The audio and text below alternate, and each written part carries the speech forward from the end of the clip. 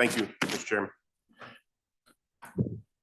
Good morning, and I think it'd be amiss if I didn't say Happy Valentine's Day to everyone. I don't know who got us in here so early, but we'll try to be expeditious and get through. This is Appropriations Subcommittee number 13, and we're just going to get right down to business. Our first agency to present this morning is gaming. So if you're ready to go, sir, we're ready to listen.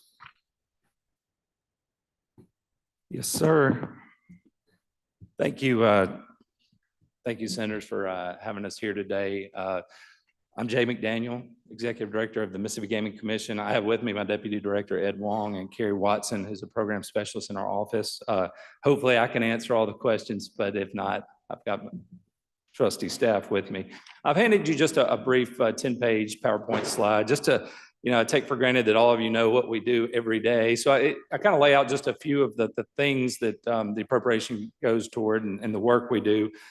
We were created initially, along with the Gaming Control Act, created the Gaming Commission. But in addition to regulating our casinos and the provisions of the Gaming Control Act, we also have the charitable bingo law. We have over 50 charitable bingo locations across our state. Not many people realize we do that. And then we also have the Fantasy Contest Act, which was passed in 2017, which regulates fantasy sports outside of sports wagering, which happens at our casinos. Pursuant to the Gaming Control Act, our job is to ensure licensed gaming is conducted honestly, competitively, free from criminal and corrupt developments. So we do a lot of investigative background work with our operators and their employees. Then we also investigate and assist with prosecution of illegal gaming. But as I mentioned to most people, illegal gaming is obviously in a criminal statute. So we don't do that exclusively. We get help from the Attorney General's office, local prosecutors, things like that. So if you have a local establishment with illegal games or people operating illegal bookmaking, we do that, but we also work with other agencies doing that. So the next page, our areas of operation, we do have 26 licensed casinos across 7 different counties in our state. We have 54 charitable bingo halls across 28 counties. We also license and investigate over 70 manufacturers and distributors of gaming products, our slot manufacturers, dice and card manufacturers, things of that nature. And then we have 6 of those licensed fantasy contest operators.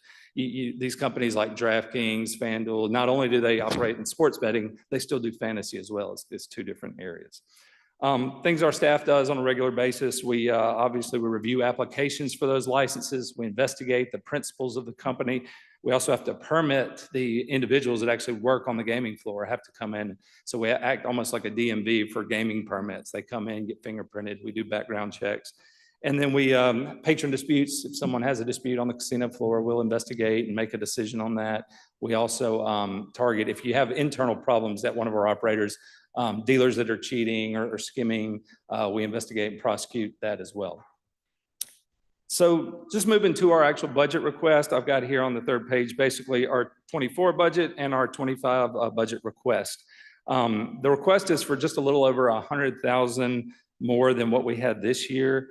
That breaks down, you'll see a little bit more in salaries. We've broken down the categories. Basically, it's our major categories there. The salaries is primarily, it's about 60,000, primarily just for increases that we foresee this year.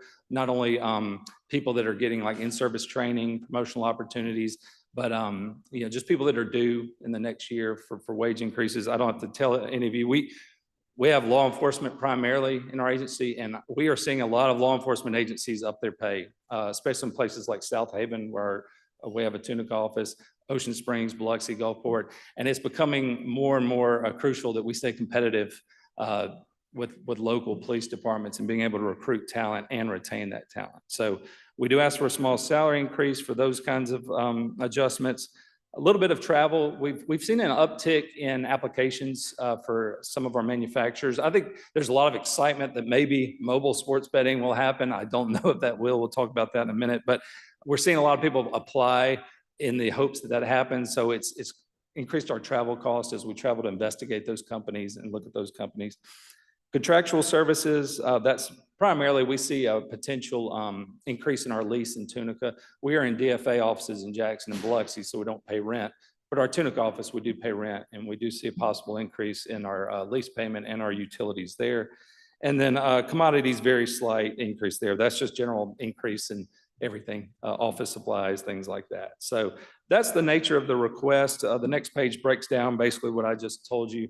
And the last bullet point there is basically, as I mentioned, the staff, y'all have given us a great appropriation to fill vacancies. So we do have some room in our budget. We're operating about 5% ahead right now. At the end of December, we were at 45%. So I have some funds there to fill vacancies. What I need as far as the salary would be to keep, I can't hire people above staff I have. So the ability to adjust some staff that deserve it. This is purely performance-based people that are entitled to increases. So the next page is just kind of a comparison, so you can see where our budget has kind of flowed over the last 10 years. We were at 10.2 and 14, and then we dipped. We kind of had some tightening in those years, 17, 18, 19, and then we've increased as things have gotten more busy. The Fantasy Contest Act increased our workload.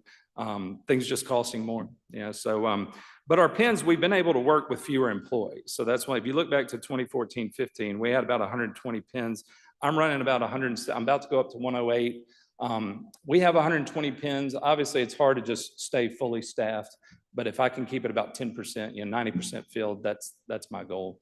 But with the availability, again, to add staff if needed for things like mobile wagering, if that were to occur. Next page is just a comparison to similar markets, just to kind of give you an idea of how we operate compared to some of our similar, Louisiana, our neighbor.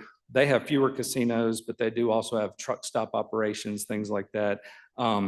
Missouri, Indiana, Illinois, all have fewer casinos, but do operate with a bigger operating budget and more people. So I think we do a good job as far as running pretty lean, but we are still able to accomplish our goal.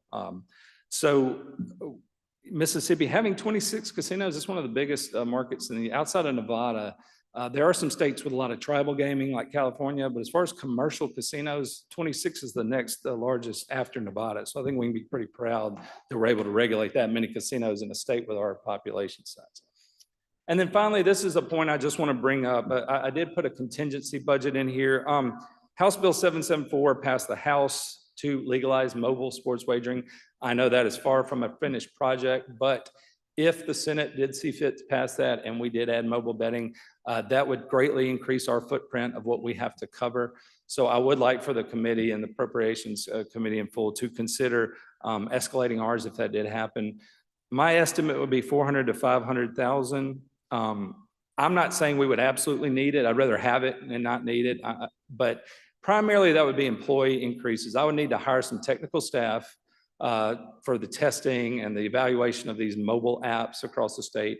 I could also see an increase in patron disputes and things that happen across the state. Right now, we're geographically limited to the river and the coast. This would open us up statewide, so there would be some additional travel costs, things like that.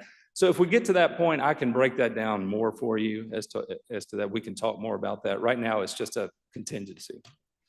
And then behind that, I just kind of gave you a projection of what I would estimate. This has been talked about with our task force and in the House. We have a conservative estimate that it would increase revenue at least 20 million. That if we did require more appropriation, I think we would easily be covered by more taxes to the state. So, and the final page is just a summary of what the casinos did last year: 2.4 billion in revenue, 190 million tax revenue to the state, with another 100 million to local government. So, and that's just the casino wagering. So we appreciate your support. I ran through that pretty quickly. If you have any questions, I'll be happy to answer them. Thank you. I appreciate it. I like to, any of the committee members have any questions? I've just got a couple. Speak to a little bit about the progression, with SEC squared. How have y'all implemented that? Have you just done across the board or merit raises or both? No, I think the personnel board did a great job rolling out SEC squared. And what we did, the initial 2 years ago, our appropriation was like bring everyone up to that minimum of SEC squared. So we did that across the board. And then what we looked at is longevity, people that are performance-based. We looked at it and used it to, I think, gave very valuable increases to people that had gone a long time without a salary increase. And that 2 years ago, that was great. What I'm seeing now, I'll be honest with you, is in 2 years, we're starting to get passed again by other, as I mentioned, police departments, private sector. So this is what I would say about SEC squared. It's got a minimum, a market, and a maximum.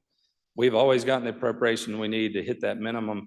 That market number is kind of a target I feel like would really benefit us in being able to, just y'all know the cost of inflation in the economy, wages is it's hard to keep up. So SEC Squared is a great tool. Just being able to have the flexibility to use it, I think is just something that I would continue to support if y'all would give us that flexibility. The law enforcement's a place. Are there other places you're losing people? Right now, I'm not losing, but it's hard to recruit to get them to come in. Law enforcement, I'm usually able to pick up because it's such a big pool. But what I see with law enforcement is a lot more jumping. They'll come in for a little while and then find somewhere else. My audit staff and my technical staff, I'm not really losing people, but when I post it, I don't get near the quality that I think I would need for some of these technical positions. So would you say at this point, SEC Squared has definitely helped with retainage across the Definitely. lot? I would say that's the difference. The retaining's good, but I think we got to look to the future, and that may not always be the case. Yeah, in law enforcement, I've heard from many different agencies that are you losing law enforcement to other agencies or all across the board? So when I do lose law enforcement, it is usually to another law enforcement agency, sometimes state, sometimes local. They may want to go somewhere where they can get overtime. You know, we don't all, so my salary may be competitive, but if they go to Madison, they get a take-home car and overtime. So that's usually the one thing I can offer that they can get. So it's usually just some kind of little incentive like that. It's a constant struggle. We've always kind of got to be aware of what's there. I noticed that you've got a lot less agents per capita, if you will, than other states. So that's enough to do the job. You know, I mean, it seems like y'all are covering everything. We are, Senator. What I would say is that I am fortunate to have really good staff. They work hard. And so because of that, we're able to do it. I don't want a lot of fluff. I don't want the people I've got, I want working, and we're able to do that. So I give credit to my staff now, and I hope that continues to be the case. Okay, that's it for me. Anyone else have questions? Mr. McDaniel, thank you for your time. I know you're very busy. Thank y'all very much. Have a good day.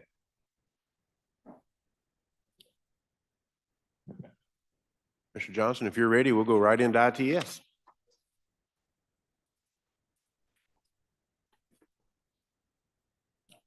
Sorry, somebody, I don't know who did this. We'll get a moment to get them passed out. No, man, you're good. Do we have these pass out for ITS? Give us just a moment to pass the handouts out.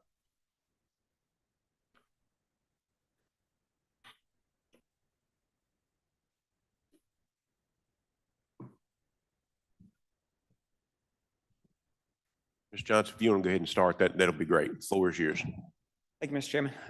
Yes, sir, you should have a handout that we brought with us. It's front and back. It's got some graphics on one side that I'll just be referencing. That's it right there. Yes, sir. We'll get them out.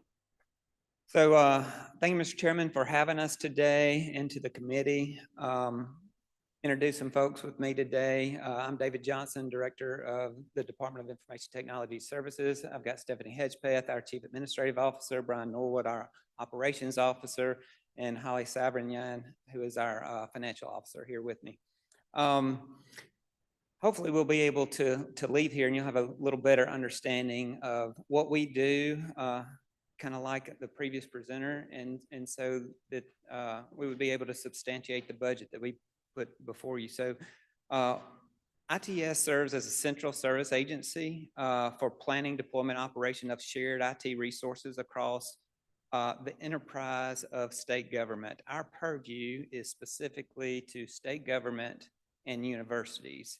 But in addition to that, governing authorities, which is defined in our code, and examples of governing authorities are local governments like municipalities and counties, community colleges, schools, libraries. They can and often do take advantage of the services where we leverage buying power through contract aggregation, providing economies of scale to lowering the cost of technology for all those groups. And really, I think a good way for you to understand how we fit into state government is that we're like every other support and oversight, excuse me, agency For example, Department of Finance and Administration, they serve a support and oversight function for government and finance, but every individual agency still has accountants that work at their agency.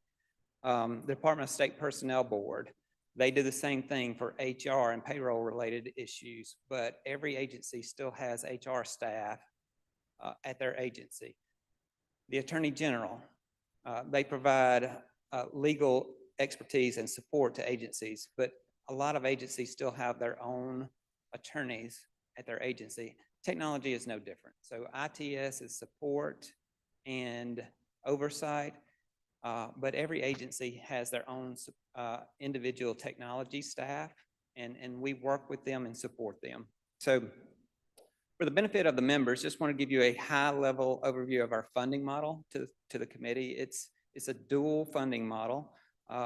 We have two primary funds. Model stemmed from Senate Bill 2779 in 2018.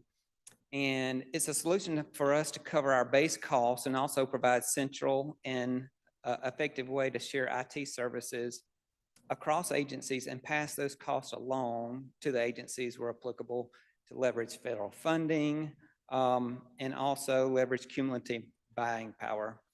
So what we call our hub and spoke model. Our hub is our general fund, and that provides technical operations directly supported by ITS staff. Our staff own and run the equipment, and we cover provisioning and setup costs for statewide core services and emerging technologies.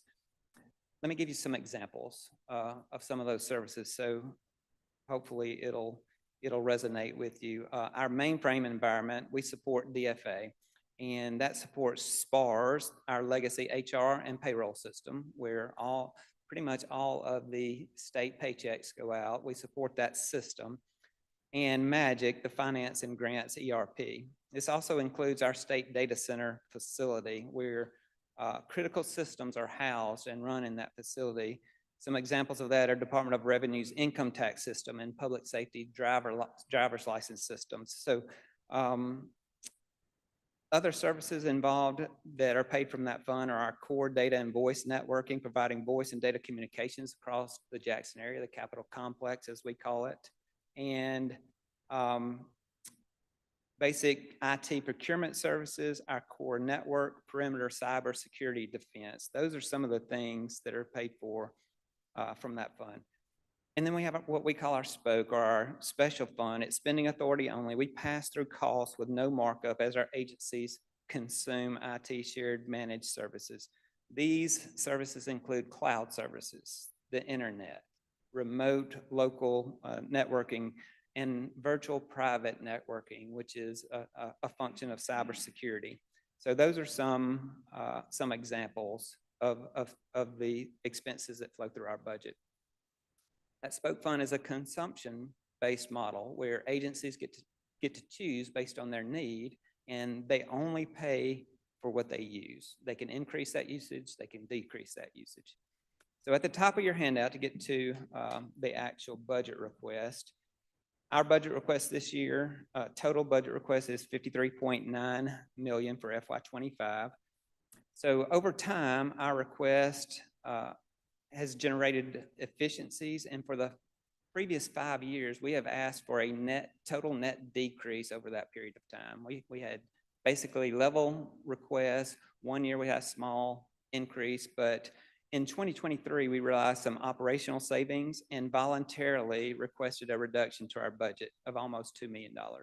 And I really want to bring forth that point to say that I want you to know that we have a very strong, and me personally, but our agency, a very strong fiduciary commitment and responsibility that we feel to the taxpayer, and we take that very, very seriously. So when we come to you with a request, we think this is what it's going to take to run this agency. And if there are efficiencies, we're going to give that money back. We're going to give that money back. So for FY 2025, our general fund request is in the amount of $32.4 million, which is an increase. So I say we've been level or decrease over time. We need an increase this year. 2024 increase from our current appropriation, primarily associated with some needs to do some system refreshes in our core network and cybersecurity systems. These systems need refreshing generally in the industry 3 to 5 years. This particular refresh, we're somewhere between 3 and 8 years. We make them last just as long as we possibly can. In our original request, and I'm going to talk about our original request that we submitted in August versus what you have before you, is a little bit different. We actually asked for an overall decrease if you combine both funds. In our special fund spending authority, we did decrease that down to 21.5 million. So overall budget request, that original one was about 500,000 less than FY24. There's also a provision in our appropriation bill that allows us to have some transfer authority regarding our revolving fund. Definitely want to mention that and respectfully ask to maintain that authority. So I mentioned our original request submitted in August. The numbers that you have before you today, we've added to that request, and I'm going to explain to you why. The SPARS legacy HR and payroll system that I mentioned that we help support for operated by Department of Finance and Administration, that system was scheduled to be replaced in January of 24. And we were going to run it parallel for about 6 months, and it was expected to be totally decommissioned in July of this year, which would have reduced some of the ITS support costs. So we took it out of our original budget. That system transition timeline has been extended, and we're working closely with Department of Finance and State Personnel Board on plans to move forward. But until that happens and those final decisions are made, we will need to add that back, those support costs for existing mainframe software that we took out of our original budget in August. Definitely talk to DFA, and they are aware that we're making that ask to the legislature in their support. So next on your handout, just some of the critical initiatives that are used for this particular budget. I'll hit some highlights. IT infrastructure and facilities, we continue to maintain the investment that you guys made in our state data center. I know we've had several in this room on this committee that have come and taken a tour of the state data center. Would invite all legislators to do so, to see the investment that was made. We have a business resiliency plan also that we leverage a co-processing center partnership in Starkville. That gives us geographically diverse locations to house the state data. Our data center is designed to withstand disruption of water service. That's been really important over the last couple of years. We have a combination of air-cooled and water-cooled chillers. Cooling in most buildings rely heavily on constant water supply, which is key to keeping computer systems operational. So I'm pleased to report to you that our facility has been successful in avoiding any disruption because of water supply problems. It's the only building that I'm aware of that was specifically designed to keep our critical technical infrastructure safe. Built with redundancy after redundancy. It's built to withstand 200-mile-an-hour winds, EF4 tornadoes.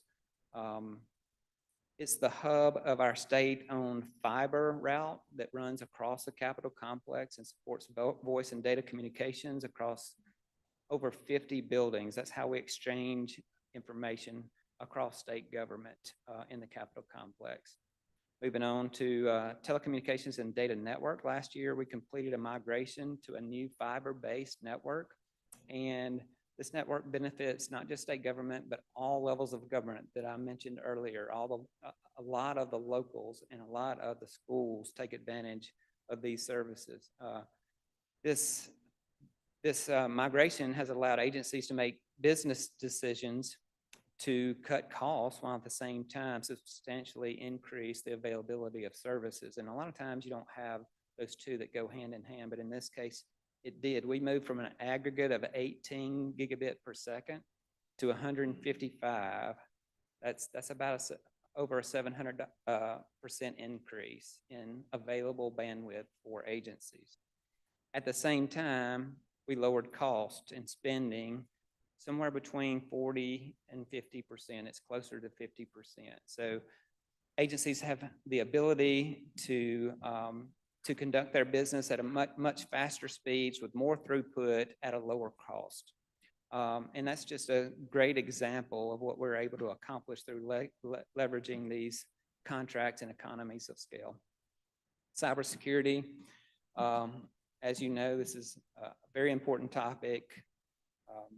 And the state of Mississippi takes a layered approach to our network perimeter. So we have a network that agencies communicate across, and there are layers after layers of protection to keep that data safe. And we think one of the things we want to do in this budget is extend what we call our border security. So we're the first layer of defense. And now we want to make that web-facing to make sure that we are protecting everyone from malicious websites and preparing agencies to transition from traditional services of on-premise computing power to the public cloud. You hear a lot about cloud computing. I'm going to talk about that just a little bit, but we want to make sure that agencies are safe and protected against the bad guys, whether they're on-premise or whether they're moving to the public cloud. So moving right on to cloud computing, we continue to try to provide a full suite of cloud tools and make those available to our agencies based on their mission and their particular needs for technology. We have several options available: co-location services at our state data center, and that's available to all agencies. And in the state data center, agencies have dedicated rack space and sole physical and remote access to their systems with the built-in protections of that data center that I was mentioning earlier. So it's a great place to have your equipment.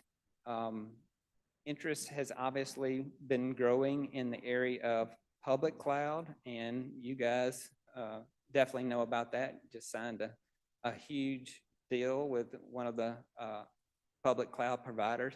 We have contracts with the three major service providers already, and we are building a technical landing zone for agencies. And what that means is that we're going to put those global cybersecurity controls in place so agencies have a layer of protection as they begin to leverage that technology.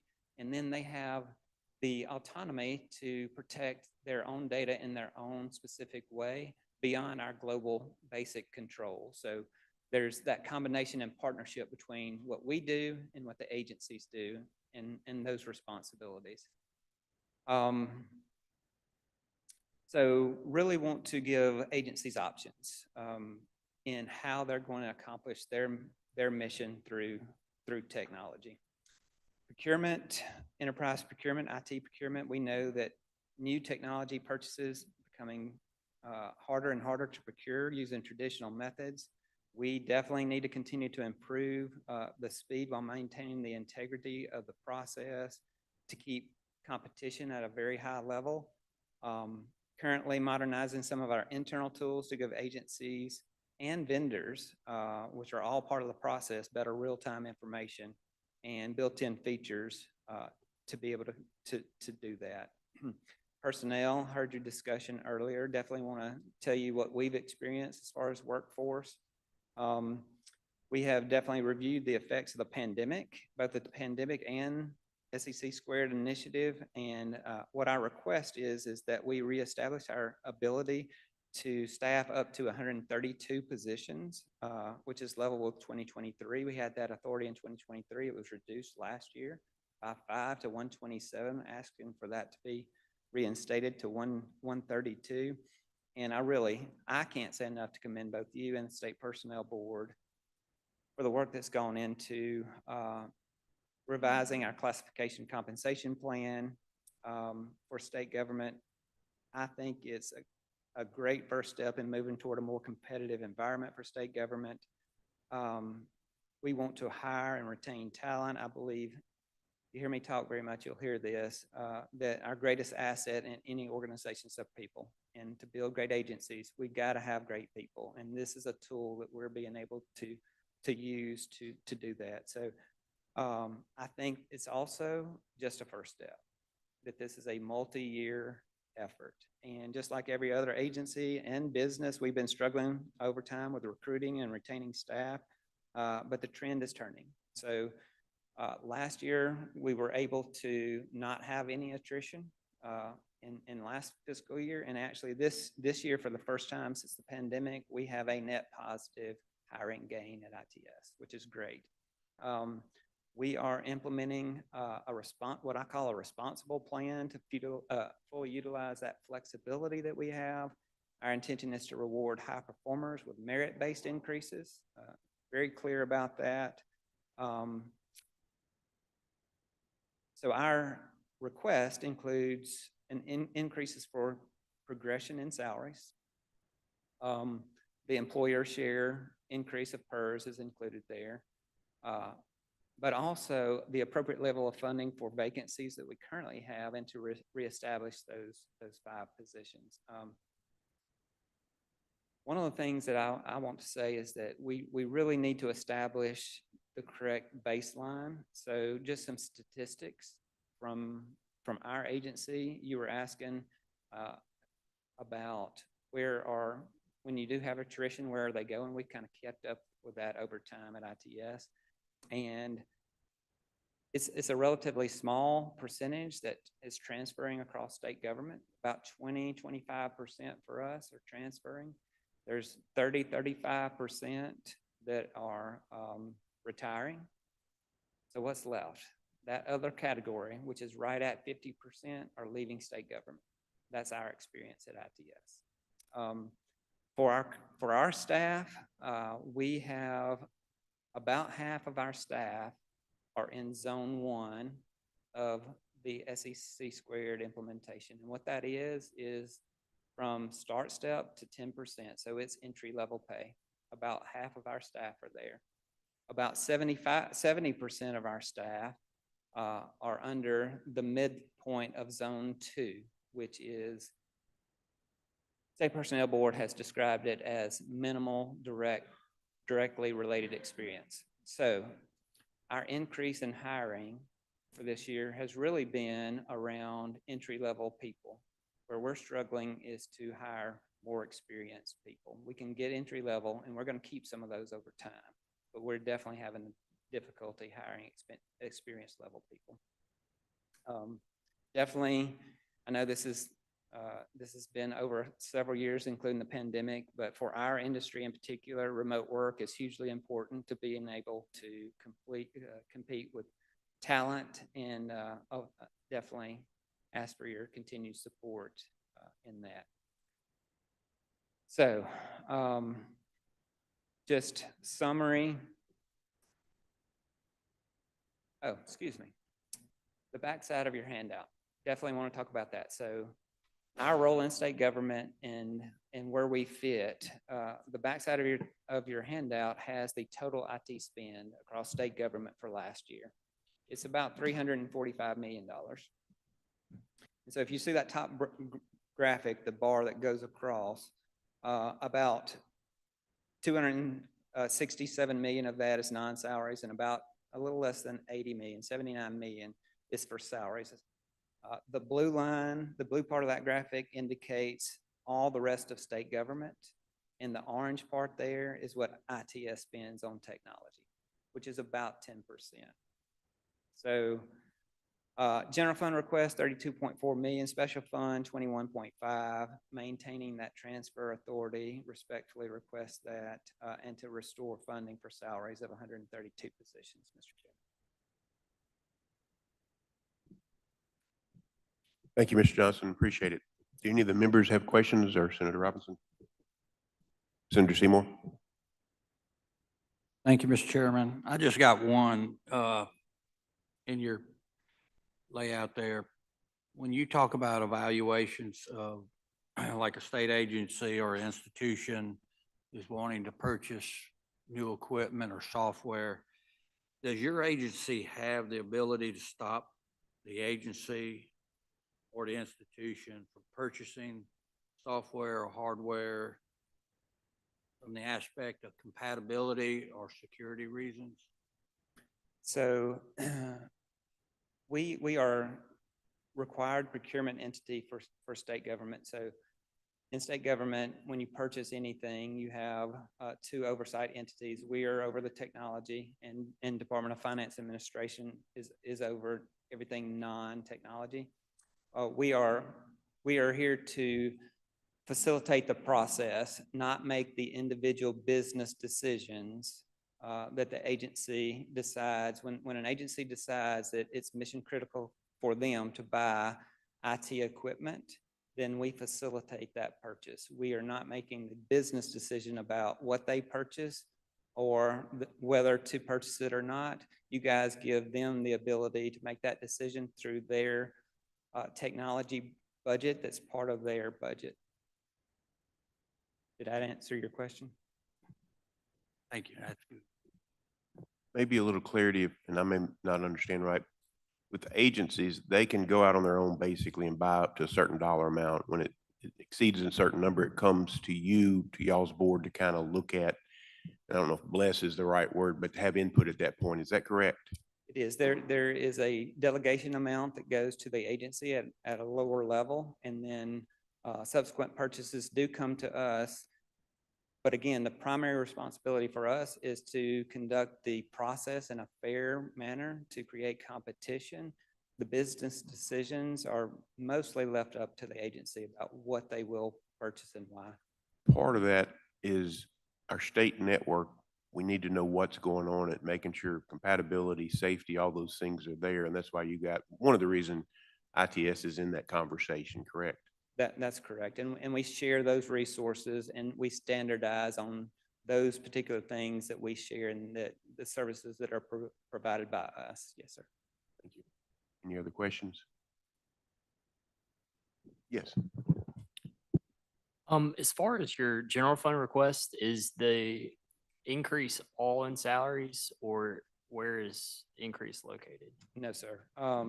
Increases across several categories. Like I said, primarily focused on our refresh of equipment and services related to our core network and cybersecurity services.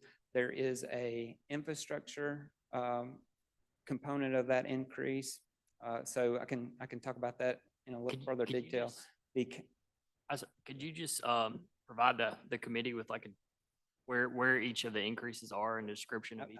Yes, sir. I've got to summarize with broad categories that we can submit to you. Thank you. And then last session, the legislature provided you a deficit to start the cloud-based computing process. Where are y'all in spending that and what's been done? So right in the throes of the migration of that project, it should be complete with cooperation of all the agencies by the end of this fiscal year. So right on schedule, right on budget. And we expect the payback of that one-time funding to be 1 year. And every year after that would be a return on investment for the taxpayer. Okay. So is there a possibility that it won't be complete this year, or will it definitely be complete by this year? The vast majority of it will be completed this year. Okay. The only reason why I'm saying that is it is capital expense fund. So if y'all don't request a reappropriation, then we will have spent all the money. Okay. The migration work that it takes to move agencies' data into that new environment is what I'm talking about. That's going to take time. The equipment's on the floor in the data center. Okay.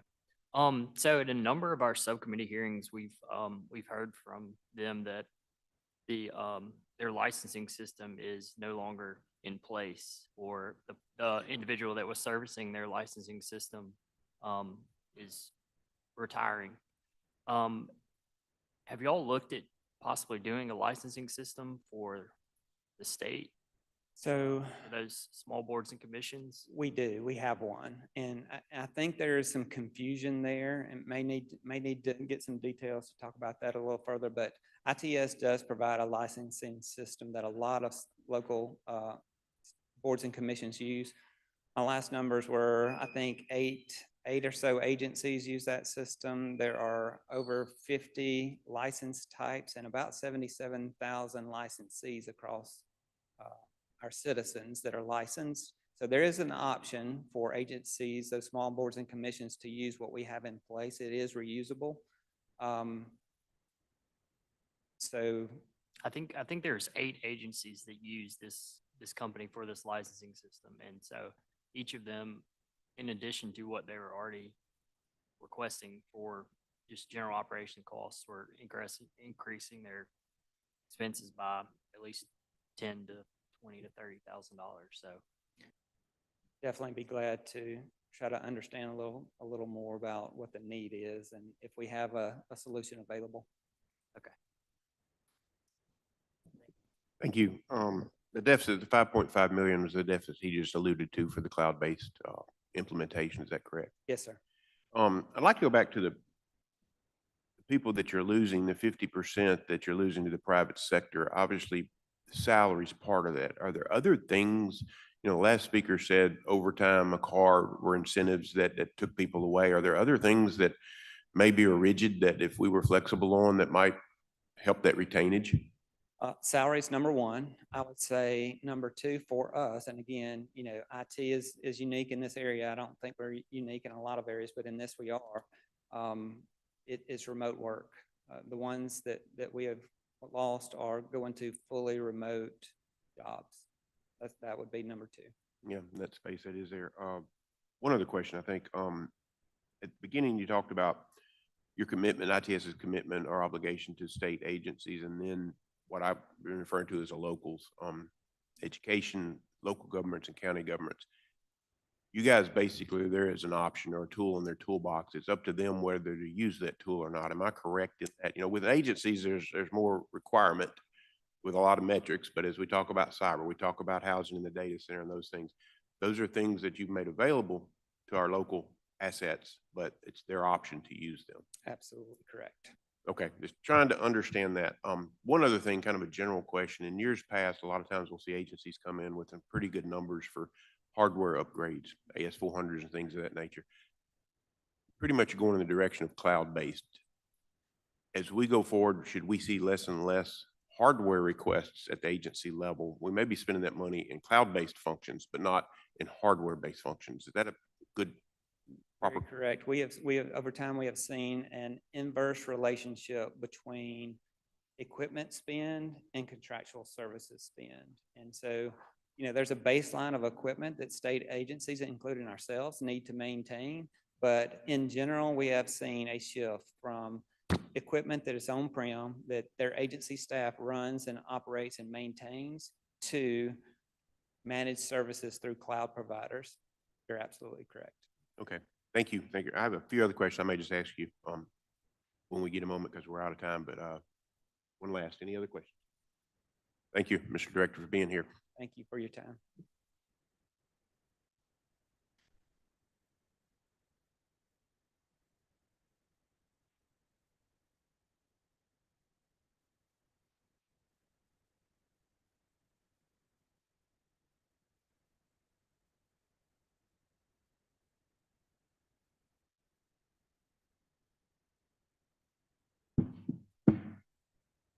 Good morning, ma'am.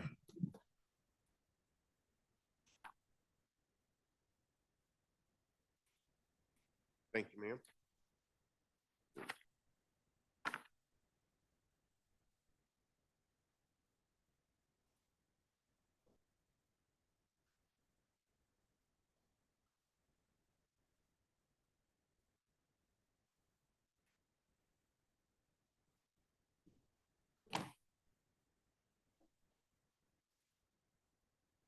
Give just a moment to pass these out and we'll get started.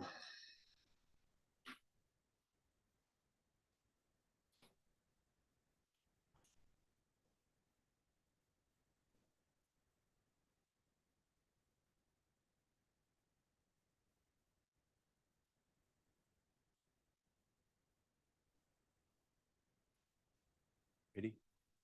You ready? Yeah. We'll go ahead and get started. Ms. Carroll, thank you for being here today with the Wireless Commission, and the floor is yours. All right, thank you. Thank you, Mr. Chairman. I appreciate the opportunity to present the Wireless Communication Commission's request this morning. I have with me our Deputy Director, Michelle Denham, and our MISWIN System Administrator, Dent Gwines. And then, as y'all know, we have 16 commissioners, and so our chairman is with us today, and that is Ms. Candy Davis, and she's from the Department of Public Safety. So they're all over here. Anyway, again, thank you for this opportunity to present the commission's request. You have in front of you two handouts, and what you have outlined is this is what we requested, and then what ELBO recommended, the difference, and then our revised request. So in all the major categories. So hopefully that's clear for y'all to see the difference there. So let me just start off in salaries. In salaries, we're requesting that ELBO's recommendation be accepted, and we appreciate the 10 pence and we appreciate the money. So we are requesting $921,104 in salaries. In travel, we requested $10,000. ELBO recommended $7,500, and we don't travel as much as I'd like to. We're too busy at home. There are only 8 of us right now, and so we stay pretty busy and don't get to travel outside of the state, I should say. We do travel around the state. We have our own vehicles, but so the reduction of $2,500 is acceptable. So we'll move that down to $7,500. If I do see we're going to need to travel in the future, I'll come back and request more. So in contractual services, this is our biggest category because this is the infrastructure. This is us supporting the MISWIN system. And the MISWIN system consists of 156 tower sites. That's what we maintain. And so in that, the breakdown, ELBO recommended a $603,000 reduction, but I'm asking for the full amount for that original request of $10,024,000, or excuse me, $10,628,850 is our total request in contractual service. And let me tell you what that includes. When I talk about the 156 tower sites that we have, we actually own 85 of those. And so we have land leases on all of those. Those land leases are going to total on an annual basis to be around $465,000. So those are the ones that we actually own. We built, those are mainly in the northern part of the state. We also lease towers, and these towers back in the early days, we didn't have the money for towers. So 64 of those towers we actually lease from 2 different companies, and that amount is $5.52 million annually. So that is what we spend on these towers. These were custom built towers. They are built to what you call Rev G standard. They withstand those 160-mile-an-hour winds and the ice and that stuff. So we are public safety. So that is what those are for. We also, we have environmental maintenance and we have system maintenance. We pay $3.2 million annually. That number has been the same for, I want to say 12, 15 years now. We have kept that relatively low. We do pay Motorola. They are our vendor for that. And what they do is they support all the RF equipment, the radio frequency equipment, the microwave. The microwave actually transports. We are not fiber or T1s. We have converted all to, we were built for microwave. Believe it or not, microwave is the actual transport system that transports from one tower to the next. And that is more reliable than your fiber. So, but they support that. They're also supporting the environmental side. So we have at each site, these are hardened sites, those 156. And so we have a generator at each site. We have 2 HVACs at each site. We have huge UPSs at each site. We have propane tanks, 1,000-gallon propane tanks. We have a lot of stuff that goes on for maintenance at these sites. And then you have all the sophisticated equipment inside of our concrete shelters that are concrete steel reinforced. And so all of that is covered under that $3.2 million. So that's what we do with that portion of the money. Utilities, at each one of these sites, we have electric bills. So we're paying all of the electric companies across the state.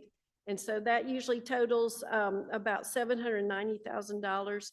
We're keeping those air conditioners going. As you can imagine, that sophisticated equipment puts off a lot of heat. And so we're keeping that cool so it will operate. Repairs, only have 50,000 in for repairs. We don't do a lot, but that's just to buy the services that we do. Probably need more money in there, but that's 50,000 for repairs. We also covered under equipment, and I'll get to that. IT contractors have 463,000 or 436,000 in there for specialized contractors. Although we have, and we're still building out, we still have, or we're building out what was recently given to us for expansion. But we have vendors that come in and help with the specialized look and the QA, QC, quality assurance behind any of the vendors that are out there to make sure they did what they were supposed to do.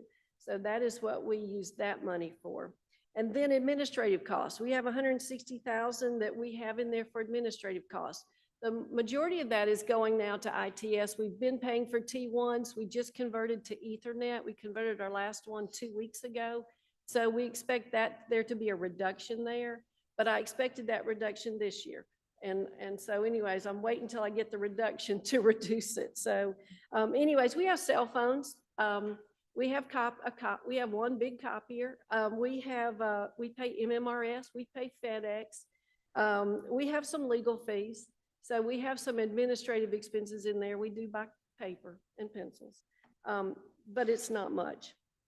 So again, the ask in contractual services is $10,628,850.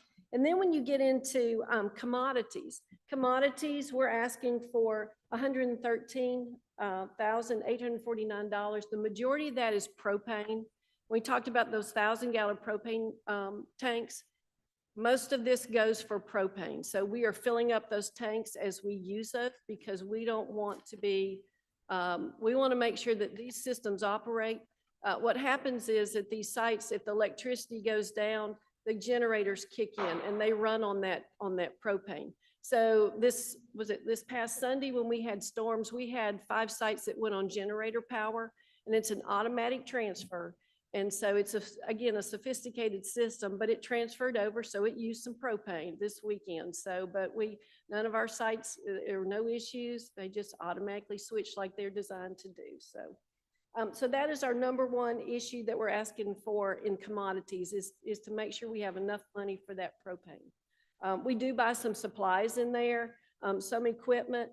If we have to replace tower lights, to buy the tower lights that may come out of that, it's going to be about $15,000. So none of this stuff is cheap when we have to replace it. Waveguide, we had one of our wonderful Mississippians that decided to shoot a hole through our waveguide, which is what connects the copper from the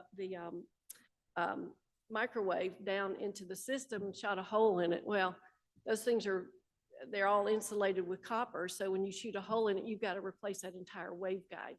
And so replacing that was a little chunk of change. It wasn't too much, but anyways, it's none of this stuff is cheap when we have to replace it. In capital equipment, I did request for 100,000 this year. Elbow recommended 10, but I would like that 100,000 because when we do buy, it's rare, but when we have to have a generator that we use is going to cost us right now about $35,000. A UPS is going to cost us about $24,000.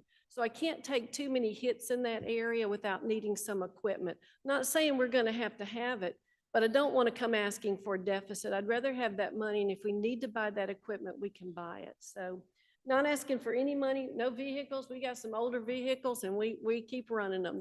They work fine, so we're good with that. Subsidies, loans, and grants, we don't have anything in that area. So again, the big ask that we have, the total that I'm asking for is $11,771,303 for the FY25 appropriation. And before I stop, I want to thank the legislature and y'all as legislators. I want to thank y'all for the $22 million that y'all gave us over the last 2 years for the Miss Win refresh. We're very thankful for that. And if you've lived in Jackson for any amount of time, you know what happens when you don't take care of your infrastructure. So this is taking care of our infrastructure. We want to make sure, so we've refreshed the microwave. And now we're on the RF side, and it also includes a new software upgrade. And when we finish with this, which will be about 1 year from now, we will have the latest technology that's available on what you call a Project 25 Phase 2 land mobile radio system. And so I want to make sure I thank y'all for that. I also want to share the importance of what Miss Win is. Miss Win, we actually support over 60,000, it was 60,720 subscribers. That was on at the end of January, but Monday report, we had already added 30 more. We add radios every week, every day sometimes. And so that supports over 660 entities across the state. We have local, we have state, we have federal, we have the Choctaw Nation, and then we have some little four surrounding areas outside of Mississippi that we actually support. That's your locals, that's your police, your fire, that's your emergency management, that's your MEMA, that's your Department of Public Safety, that's your MDOT, that's your IHLs. All the IHLs use the system, their police departments, the junior colleges use it, the schools use it, the school resource officers, and some of the school buses actually use Miss Win.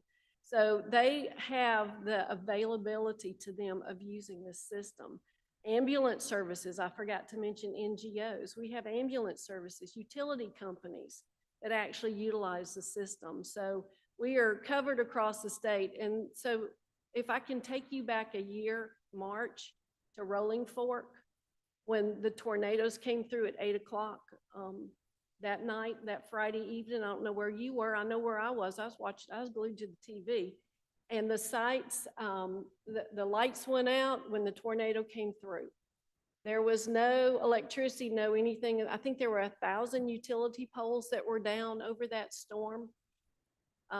There was no way to communicate by cell phone or anything, but Miss Win worked. We have 2 towers not too far from there. Our towers stayed up. Folks were able to communicate, and it was because of Miss Win. The folks who rolled in to help, your emergency management, all the different people that rolled in, they were communicating on Miss Win because it worked. And until 12 the next day, nothing against our cellulars. They're a great support. FirstNet's even on some of our sites. The sites didn't go down, but the network did. We are public safety. We support those people. So that's why this is so important. So when the cell phones came up, that was great. Our worst issue that we had during that was we ran out of battery power on some of the radios because they were working them so hard. So I am thankful to Motorola because they were able to, they put some batteries in a car and brought them down here from Illinois to help out in that situation. So that's the importance of it. I do want to say one more thank you is for last year. Y'all gave us money, $3.9 million for coverage expansion, and we are working on that. We are built out across the state for 97% mobile. That means a radio in your car. Mobile coverage, 97%. We even had a peer review and they said we were successful. We built it out as designed. So we still have 3% that's not covered, but we have issues with portable. And so what we're looking at now is if the legislature wants to make a great system better, we'll take the money and we will help you make a great system better by filling in those portables. We know where that portable coverage is for the most part. So the second map or the second handout you have is a map. And I wanted to just show you so you could see visually what this looks like. So if you're looking at your handout, the very top, these are some sites that are some areas that we know we have some issues with portable. So the left-hand pictures that are solid green, that's showing our mobile coverage. So it shows you how well it's covered there. The picture on the right is showing you the lighter area is your portable, what's not covered there. So we know we have an issue in Simpson County in McGee. And you know, we look at this and we watch this, and I don't know, we can hear stuff that goes on the radios, but there's a lot of folks that go 49 south and they're going down into McGee. McGee's in a hole. That's the reason. Terrain is an issue. It's an issue with everything. And so the McGee is in a hole, and so they have some issues with their coverage in McGee. So trying to find a way to help McGee out, which would in turn help out the entire Simpson County. So that's one area. Another area is Lawrence County. And you can see on here the greens, and then you can see where they have some issues. And this is really, especially, we talked to the EMA director, and we know that we have issues from the fire coordinator. They had a lot of fires there. They know mobile works, but portable would be a great asset to them. And so, and then the last, we have Marshall County. I just wanted to throw this one in because in Marshall County, with the new economic development that's going in Marshall County, it's right in that area where you see kind of that light space. And I think that the state probably wants to make sure that there's good coverage up there from your first responders in that area. So again, it's not, we have a great system and we're fine with the system we have, but if you want to make it better, we'll take the money and we will help build out those sites. So again, I want to thank you for the money that we have received. And our goal is not to spend as much. We want to make sure that if we can find an existing tower site that meets our standards, then that's where we want to put equipment because it will save us money. So, but back to my original, I don't want to forget my original is our appropriation request. That's number one. The 11.7 million for FY25. So with that, I'm open, Mr. Chairman, to questions or whatever you might have for me. Thank you, Ms. Carroll. Do any of the members, senators have a question?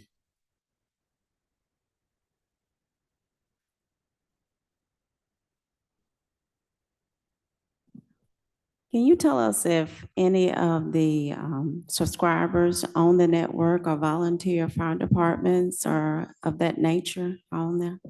They are, yes. The $22 million refresh that we've allocated over the last two sessions, what, that buys 10 years, 5 years before we look at that type of a reinvestment? That's probably 10 years. They've already come out with, now SUA is different, the software upgrade. Right. That's something that's. The about- hardware refresh, if you will, that, kind of The equipment, with you guys. the equipment we just refreshed should not need a refreshment for, I'd say, 10 years. It should, I would think it would be fine. I might be wrong. Should say 8, but. Okay, well, it's bought us quite a few years of that. For what it's worth, the plans are in mid-March is Technology Committee to have a hearing and have you guys present and probably do a little bit deeper dive into the origins, the history, what it is, what it does, to better give an explanation. Because I know in my conversation, some people don't quite understand what Miss Win is. I think you've done a good job of explaining it, but would invite anybody to come. Probably the second week of March is when we're going to try to do those hearings. We want to try to show 3 or 4 of our state assets from the eyes of the Technology Committee, and you guys being one of them. Did you have?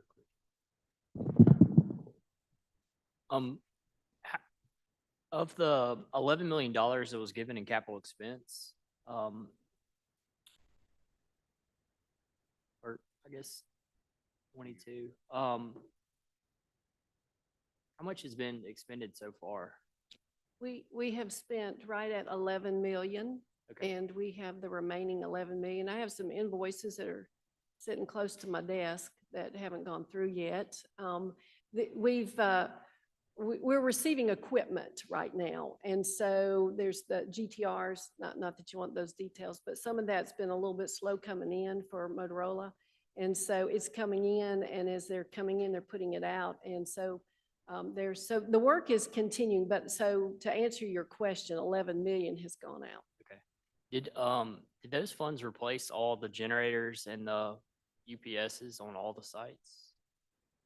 Are you asking, is that's what, if that's what? The $22 million, did that go to replace any of the generators or the UPSs? No, it helped with it refreshed the UPSs, did not touch the generators. This is for the microwave refresh, and then what you call jumpers and switches.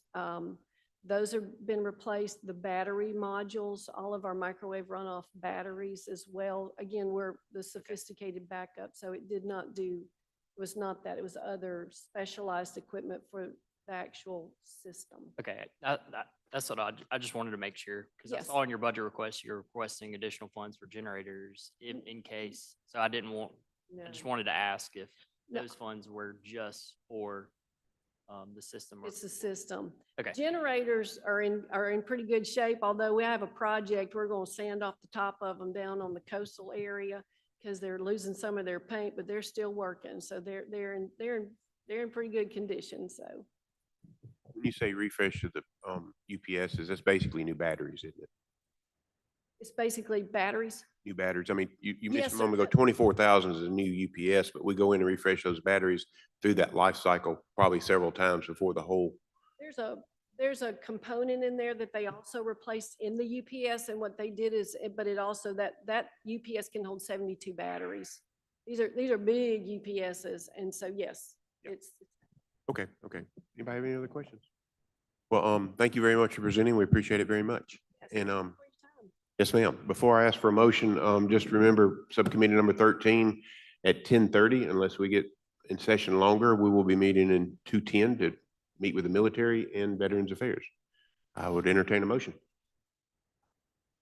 Thank you all for coming.